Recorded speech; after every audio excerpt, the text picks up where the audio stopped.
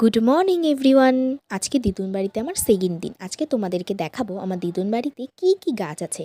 তবে এই ছোট্ট ভিডিওতে সব গাছ দেখানো সম্ভব না, যতটা পেরেছি ততটাই তোমাদেরকে দেখানোর চেষ্টা করছি।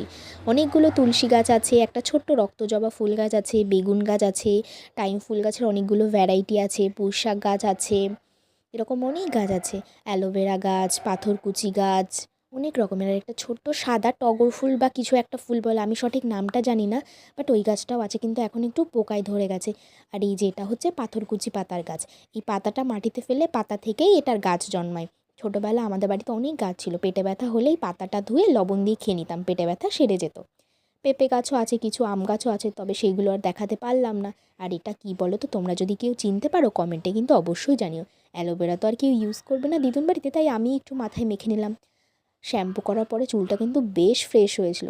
কালকে দিদা হাট থেকে এই যে পিঠে বানানোর চাল নিয়ে এসেছিলো, সেটাই আজকে ধুয়ে রোদ্রে দিয়েছিল পরিষ্কার করতে।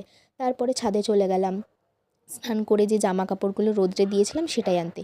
গিয়ে দেখি দড়ি থেকে সাদা সাদা কী সব যেন উঠছিল, সেটাই আমার জামায় পুরো লেগে গেছে, কালো জামা বিশেষ করে, ওই জন্য বোঝা যাচ্ছে।